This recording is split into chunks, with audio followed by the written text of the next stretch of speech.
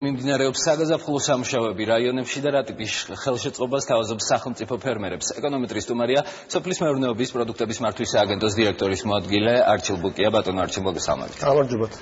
ბატონო არჩილ, რა შედეგები გვაქვს ამ ეტაპზე მიწების ფართობების დახნის თვალსაზრისით, რა ფართობები ათვისებული და როგორი იქნება ამ სამუშაოების საბოლოო ეფექტი ქვეყნის ეკონომიკისთვის?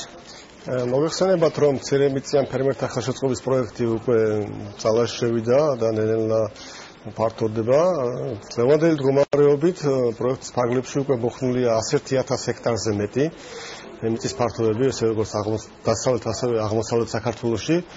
მინდა გითხრათ, რომ სულ პროექტის ფარგლებში ჩვენ კონტრაქტი გაფორმებული გვაქვს 106 სატრაქტორო კომპანიასთან და პროექტის ფარგლებში ჩართულია 1500-მდე ტრაქტორი, რომლებიც ამუშავებენ მიწის ფართობებს. მიწის ფართობების დამუშავების ხვიცით, რომ ნაწილობრივ ეს ფართობები დამუშავებულია თვითონ ბენეფიციარების მიერ, თუმცა მინდა აღვნიშნო, რომ ის ბენეფიციარები, ვინც თავიანთი ძალებით დაამუშავეს თავიანთი საკუთარი მიწის ფართობები, ამ სარგებლის ექვივალენტურ ქულეს მიიღებენ აგრობარათებზე და მათ საშუალება ექნებათ ეს აგრობარათებით გამოიყენონ სასოფლო-სამეურნეო საქონლის შესაძენად. ასევე გეტყვით, რომ სასოფლო-სამეურნეო საქონლის შეძენად მიმდინარეობს იმ კონტრაქტორ მაღაზიებთან, რომელთან სააგენტოს გაფორმებული აქვს ხელშეკრულება, სულ საქართველოს მასშტაბით 813 გაყიდვის წერტილი არსებობს, სადაც ემსახურებიან ჩვენს ბენეფიციარებს და დღევანდელი მდგომარეობით დაახლოებით 7 მილიონი ლარის სასოფლო-სამეურნეო საქონელი აქვს უკვე ბენეფიციარებს შეძენილი. გასაგებია, ბატონო არჩილ, მცირემიწიან ფერმერთა ხელშეწყობის პროგრამა ხორციელდება 2013 წლიდან. ამიტომაც ცნობილია პირველ წელს ამ მიმართულებით 659,000 ფერმერის დასახმარებლად 184 მილიონი ლარი დაიხარჯა. მომდევნო წელს მხოლოდ 90 მილიონი, თუმცა ბენეფიციართა რიცხვი 800,000-მდე ავიდა. წელს საინტერესოა რა რაოდენობის ბენეფიციარი მონაწილეობს და რამდენი მილიონი დაფინანსდა პროგრამა. წლევანდელი მონაცემების დაახლოებით 800,000 ბენეფიციარია, თუმცა მინდა გითხრათ, რომ სიების დაზუსტება კიდევ მიმდინარეობს. იცით, რომ ჩვენ სიებს ვღებულობთ ადგილობრივი თვითმმართველობებიდან და რამდენიმე ეტაპად ხდება ამ სიების გადამოწდება. ამიტომ ჯერ საბოლოო რიცხვზე არ გავსულვართ, ემატება რაღაც რაოდენობები, თუმცა მინდა გითხრათ, რომ დაახლოებით ისე 800,000 ბენეფიციარი იქნება წლევანდელი პროექტის ფარგლებშიც. და წელს თუ გამოსწორდა ადმინისტრაციული ხასიათის ხარვეზები და თუ მიიღებენ დახმარებას დროულად ფერმერები? დახმარება შარშანას დროულად ღებულობდნენ. ერთ-ერთი პირველ წელს იყო პრობლემები სიებთან დაკავშირებით. შარშან გაცილებით მოწესრიგებულად მიმდინარეობდა ეს პროცესი.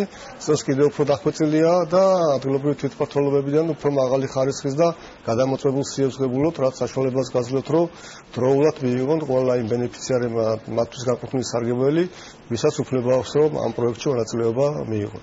ანუ ადმინისტრაციული ხარჯები მოგვარებულია, რაც შეეხება თანხას, რა თანხით დაფინანსდებიან, იქნებ დაგვიზუსტოთ თუ შეიძლება.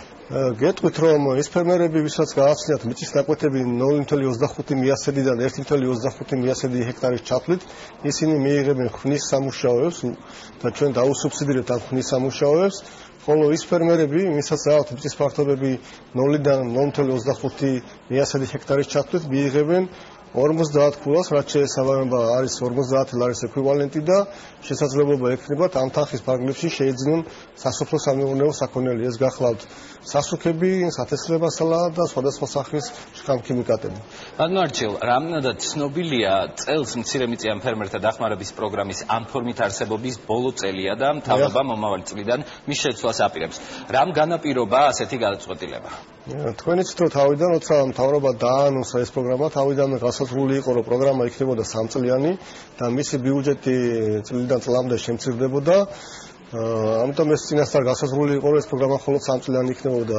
თუმცა მინდა გითხრათ, რომ წლის ბოლოს, როცა დამთავრდება შესაბამისი პროგრამა, ჩვენ მოვახდენთ ამ მისი შედეგების გაანალიზებას და უკვე მთავრობა გადაწყვეტს თუ რა სახით და როგორ უნდა გაგრძელდეს, ან რა დახმარება უნდა მიიღონ ამ კატეგორიის ფერმერებმა.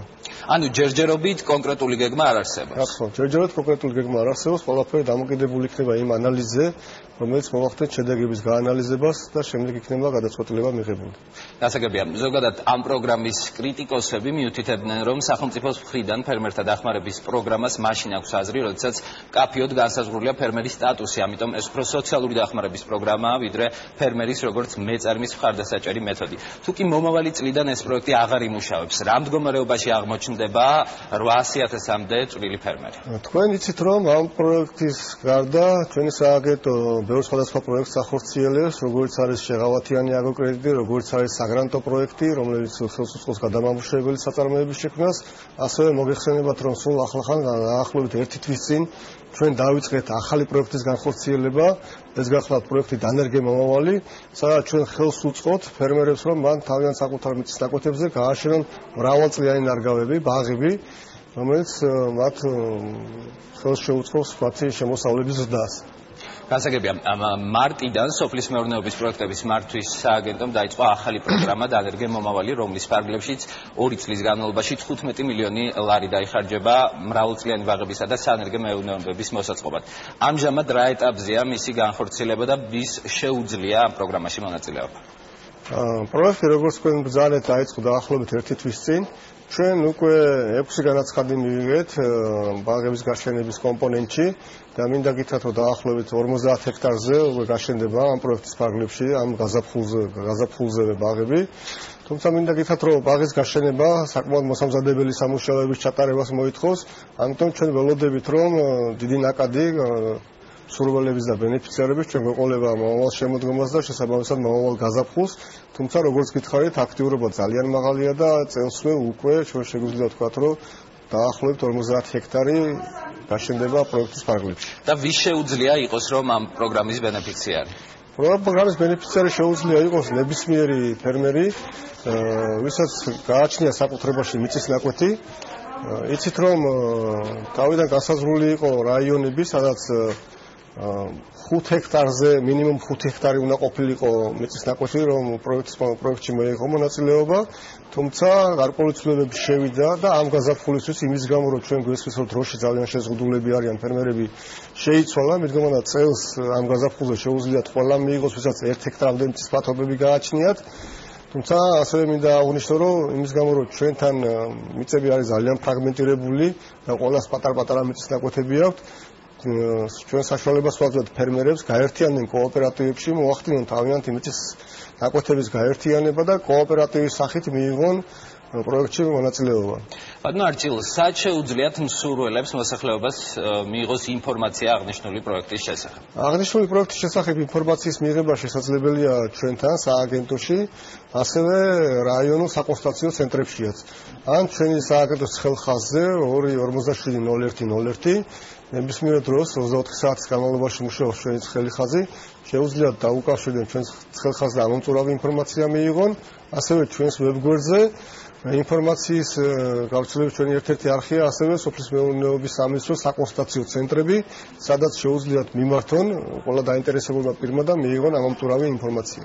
და რა ტიპის დახმარებას მიიღებენ ეს ადამიანები, ვინც პროგრამაში მიიღებს მონაწილეობას? ის ბენეფიციარები პროგრამაში მიიღებს მონაწილეობას, ჩვენ მათ შემდეგი სახის დახმარებას გავუწევთ. იცით რომ ბაღების გასაშენებლად საჭიროა ნერგები, ამიტომ ჩვენ დაუფინანსებთ ნერგების ღირებულების 70%-ს და ასევე სარწყავის სისტემის 50%-ს. გასაგებია, ლარის კრიზისმა უჩვენა, რომ გაცილებით ნაკლებად მოწყვლადია ეკონომიკა, თუ კი პირველადი მოთხოვნის პროდუქტი თავად ქვეყნის შიგნით იწარმოება. რამდენად შეიძლება იმის თქმა, რომ რესურსი, რომელიც ფერმერების დასახმარებლად დაიხარჯა, ან იხარჯება ახლო მომავალში, შედეგს გამოიღებს? მე შემიძლია გითხრათ, რომ ეს მალე უკვე გამოიღო შედეგი და დღიდან დღემდე საქართველოში წარმოებული პირველადი პროდუქციას რაოდენობა იზრდება. გასაგებია, ძალიან დიდი მადლობა არჩილ ბუკია, პროექტების მართვის სააგენტოს დირექტორის